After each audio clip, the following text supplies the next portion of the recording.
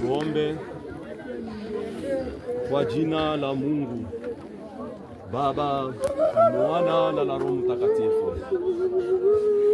Wa milele, Baba mwema, Mungu mpendwa, muumbaji wa mbingu na dunia, Mungu mwenye uwezo yote, Mungu mwenye kuumba venye kuonekana hata basipoonekana. Wewe mwenye kutawala mbinguni, unafanya dunia kanyangio ya miguu yako. Kwa hiyo wakati ya magharibi katika shamba la wafu, tunakupigia asante mkubwa kwa vyote unatutendea katika dunia ya watu. Asante kwa kutulinda na kutuchunga. Asante kwa kutuchagula kadiri watoto yako Baba. Asante kwa kutupatia tena urithi mkurudia kwa Bwana wetu Yesu Kristo. Asante kwa kuweza kumwamini Bwana wetu Yesu na kwa kupokea tena neno na sakramento yake.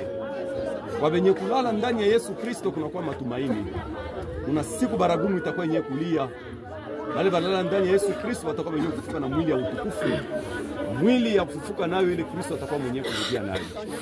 Tunatumainia dada wetu Lydia, naye pia mwile siku Mungu mwema atasikia baragumu. Mungu mwema atabadilisha hii mwili ya kuharibika siku ya leo, atavuana mwili ya utukufu ile Bwana wako Yesu atakuwa mwenye kurudia nayo.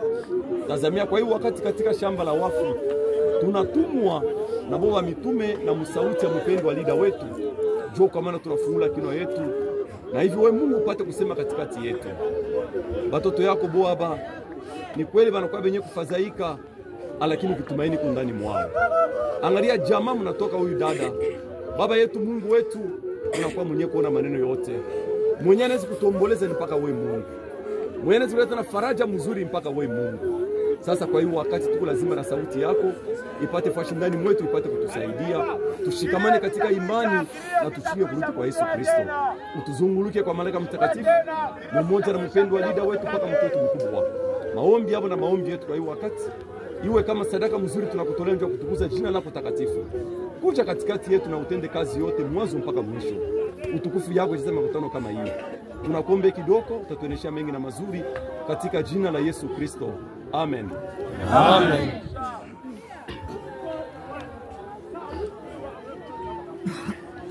Wapendwa katika Kristo, kuna masauti ile walitupatia ndio kusindikiza nayo dada Lydia. Masauti mu kitabu kia Ruta ama Ruth chapitre 2 verset 12. Masauti nasema hivi: